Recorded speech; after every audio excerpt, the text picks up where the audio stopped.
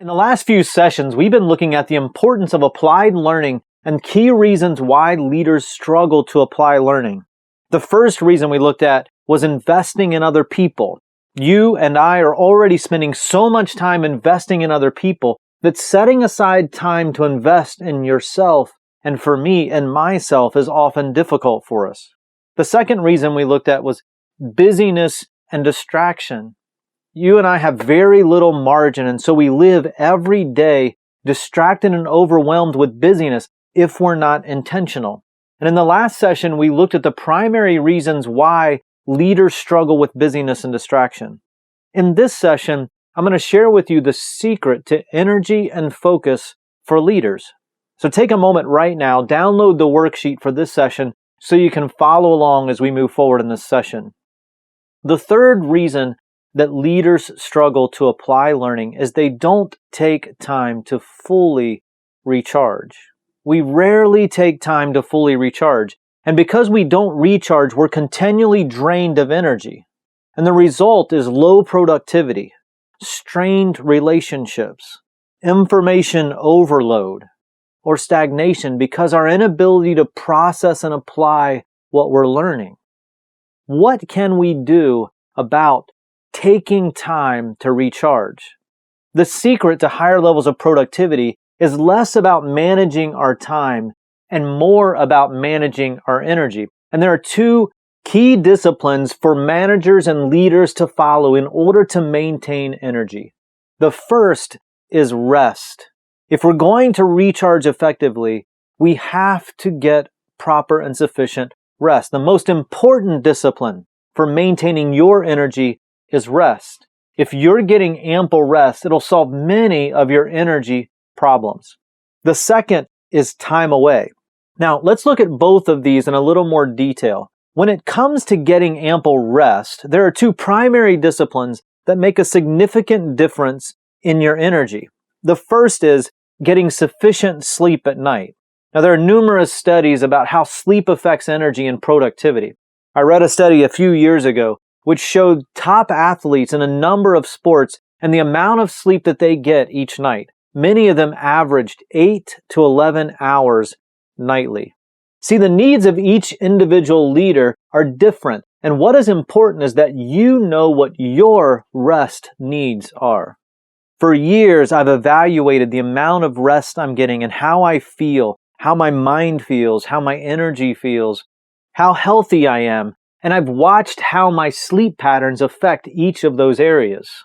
I found that in order for me to be at maximum health and maximum energy, I need to average 7 hours of sleep each night to bring my highest and best to my work and to others so that I can be most productive. And while I can function for several days on less sleep, sometimes 4 or 5 or 6 hours of sleep, over time, my energy, my focus, and my productivity will wane. So number one, get sufficient sleep at night. Number two, take regular breaks. So I get up from my desk and from my work at least once an hour on average. In fact, in the recording of these sessions, I made sure that about once an hour or once every 90 minutes or so, I took a break and I went and worked on something else, or we went and took a walk, or we did something to get my mind off of what I was doing, to take a few minutes to recharge so that I could give maximum time and attention to the work that I'm doing.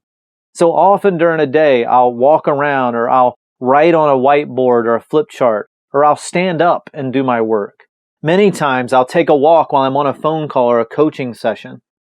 These regular breaks energize my mind. They sharpen my creativity. They increase my productivity.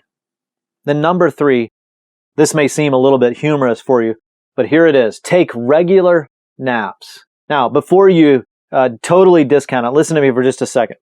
For several years, our daughter Madison, who plays soccer at a really high level, she's been taking a nap every single day. In fact, the way it happened, the way she began working this discipline into her daily life was when she was at these tournaments where they would play multiple games in a day. She found that if she would go back to the vehicle and lay down in the vehicle and take a 30-minute to an hour nap, it would re-energize her, it would recharge her. And so when she would come back out in the afternoon for these afternoon games, She would be so much more energized and so much more effective than many of the other players who weren't doing the same thing. And when I saw the impact that it was having on her energy and the impact that it was having on her training and on her gameplay, I began reading about rest, and I learned that many top leaders take regular naps. In fact, many historical leaders took naps. John D. Rockefeller, the renowned oil industrialist and philanthropist, he napped every afternoon in his office. The physicist Albert Einstein, he napped daily. After averaging 10 hours of sleep at night, he still took a nap. President John F. Kennedy, it said he ate his lunch in bed and then took a nap every day. Winston Churchill, he believed that a daily nap was essential, saying it helped him to be twice as productive each day. The French Emperor Napoleon took daily naps. President Lyndon B. Johnson napped every afternoon at 3:30, breaking his day into 2 different shifts.